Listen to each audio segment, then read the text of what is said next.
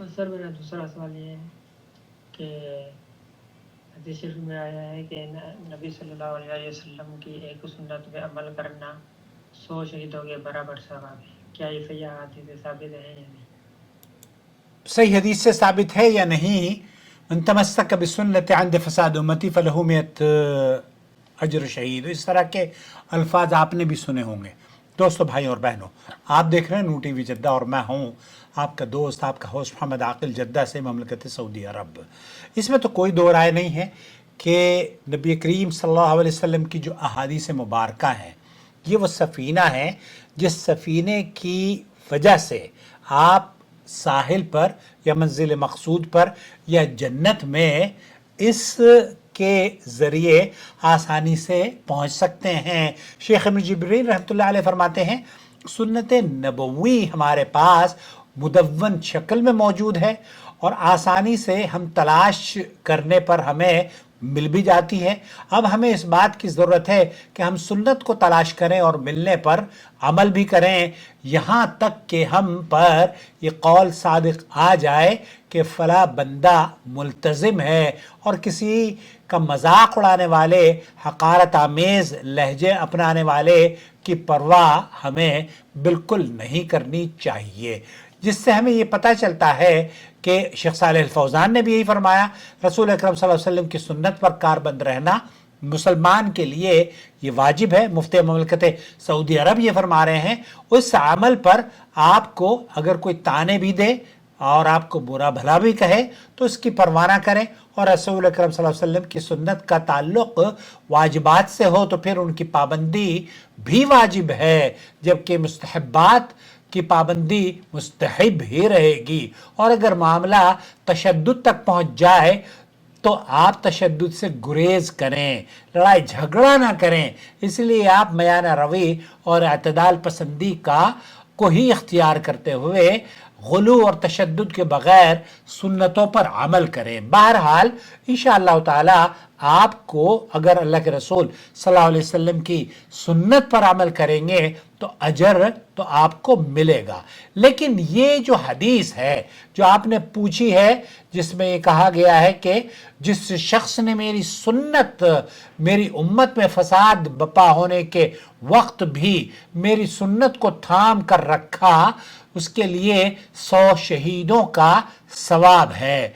तो ये जो रिवायत है ये असल में बहुत सारे खतीब खुतबे में, बहुत सारे लोग तकरीरों में, बल्कि मुझे याद आया उस मुकर्रिर का मैं नाम आपको नहीं बताऊंगा, लेकिन उन्होंने अपनी कई तकरीरों में इस हदीस को कोट करा। और मैंने उनसे एक दिन पूछा कि भैया ये आपने जो ये हदीस कोट कर रहे हैं, ये हदीस की किस किताब में है और क्या इसका मौक़िफ़ क्या है? समहत शेख अब्दुल अज़ीज़ बिन बाज़ हों या शेख अल्लामा अलबानी रहमतुल्लाह अलैह हों या दीगर उलमा हों, इस हदीस को जिसे अबू हुरैरा रज़ियल्लाहु ताला अन्हु से मरवी कहा जाता है कि नबी करीम सल्लल्लाहु अलैहि वसल्लम ने फरमाया, जिस शख्स ने मेरी उम्मत में मन तमस्सक बिसुन्नती अंद फसाद उम्मती, मेरी उम्मत में फसाद बपा होने के वक्त भी मेरी सुन्नत को थाम कर रखा, फलहु अजरु मिअतु शहीद। इस रिवायत को तबरी ने अल-औसत में, तबरानी ने अबू नईम से में नकल किया गया है। इस हदीस की सनद में 2 इल्लतें अहले इल्म में लिखी है। इस हदीस को अब्दुल मजीद बिन अब्दुल अजीज अबू रुवाद तन्हा बयान कर रहा है, और ऐसा रावी तन्हा बयान करे तो काबिल कबूल नहीं हुआ करता। दूसरे ये, इस रिवायत की सनद में मोहम्मद बिन सालेह उदरी मजहूल रावी हैं। हैसमी रहमतुल्लाह अलैह मुजम्मा ज़वाइद में लिखते हैं कि मुझे उसके हालात ज़िंदगी के किसी के पास नहीं मिले, इस शख्स के हालात। इसी बुनियाद पर शेख अलबानी रहमतुल्लाह अलैह ने इसे सिलसिलतुज़ ज़ईफ़ा में हदीस नंबर 327 पर नकल किया और फरमाया कि यह हदीस ज़ईफ़ है। इमाम अलबानी रहमतुल्लाह अलैह, शेख इब्न बाज़ ये कहते हैं कि जब शेख इब्न बाज़ से पूछा गया, आप यकीन कीजिए कि बहुत बड़ा आलिम दीन जिसको समंदर हो, इल्म का पहाड़ हो, लेकिन जब उससे पूछा गया कि यह हदीस कैसी है, आप ये जानकर हैरत होंगे انہوں نے کہا کہ مجھے اس حدیث کے بارے میں نے سنا ضرور ہے لیکن تحقیق کرنے کے بعد ہی بتا پاؤں گا.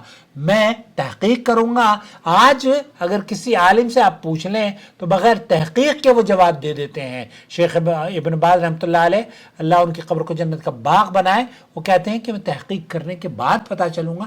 اس وقت میرے پاس اس حدیث کا کوئی علم نہیں ہے، لیکن اہل علم نے اس حدیث کے بارے میں کہا ہے کہ یہ شدید ضعیف پائی جاتی ہے.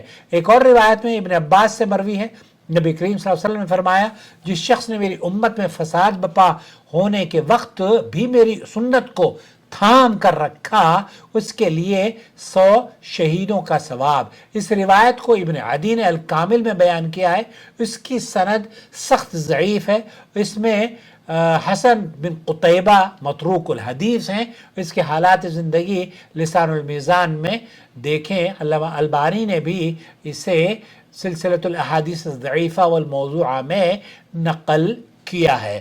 دوستو، بھائیوں اور بہنوں، آپ کو کسی حدیث کے بارے میں اگر تحقیق کرنی ہو تو اہل علم سے، جو کہ محدثین ہیں ہماری جماعت کے، یا علماء ہیں، مشائخ ہیں، اہل حدیث علماء، ان سے آپ رابطہ کریں. آپ آج کل کے مفتیوں کی حالت آپ دیکھ رہے ہیں کہ بڑے بڑے مشہور مفتی ہیں، آپ یقین کیجئے جھوٹی اور من گھڑت روایات پیش کر دیتے ہیں. اگر آپ کو یقین نہ ہو تو میری ویڈیو دیکھ لیں. ایک مفتی پاکستان کے بڑے مشہور ہیں، 3-4 ملین فالوورز ہیں. نام لوں گا تو آپ کو حیرت ہوگی، بہرحال ان کا نام نہیں لوں گا. وہ ویڈیو دیکھ لیں تاکہ آپ کو پتہ چلے کہ کس طریقے سے بہت ہی عجیب و غریب طرز پر لوگ جھوٹی اور ضعیف اور من گھڑت روایات جو حدیثیں نہیں بھی ہیں وہ بھی آپ کی خدمت میں یہ کہہ کر کہ جناب یہ حدیث ہے، یہ سنا جاتا ہے، یہ علماء نے بیان کیا ہے، یہ محدثین نے نقل کیا ہے. اور محدثین نے کہاں نقل کیا ہے، اور نقل کیا بھی ہے تو حدیث پر اس کیا حکم ہے. اگر آپ کو پتہ نہیں ہے تو شیخ ابن باز جیسی ہستی ہوئی کہتی ہے کہ جب مجھے پتہ چلے گا، جب میں تحقیق کر لوں گا تب میں آپ کو اطلاع دوں گا. اسی لیے ہم نے جب اس حدیث کے بارے میں تحقیق کری، اور یہ 20 سال پہلے کی تحقیق ہے میری، میں صحیح بتاؤں 20-25 سال پہلے، ان خطیب کو میں نے کہا، جب میں نے ان کی ویڈیو میں سنا تو میں نے ان کو کال کری اور ان سے کہا کہ جو آپ نے حدیث بیان کری ہے یہ مجھے یاد ہے، من تمسک بسنتی عند فساد امتی فلہ اجر 100 شہید. اس طرح کے جو الفاظ ہیں یہ ضعیف، شدید ترین ضعف اس حدیث میں پایا جاتا ہے. اس لیے بغیر تحقیق کے حدیث کو شیئر نہ کریں، اور اگر شیئر کریں تو اس پر حدیث کا جو حکم ہے، وہ اہل علم نے جو اس پر حکم لگایا ہے وہ ضرور بیان کریں تاکہ آپ کا جھوٹوں میں شمار نہ ہو. اور آگے فارورڈ کرنے کے لیے اگر یہ ویڈیو آپ آگے فارورڈ کرتے ہیں تو یقین جانیے آپ کو انشاءاللہ تعالی صدقہ جاریہ میں آپ ہمارے برابر کے شریک رہیں گے. اور چینل کو اگر آپ سپورٹ کرنا چاہتے ہیں جوائن ممبرشپ کے ذریعے سپورٹ کر دیجئے. شکریہ.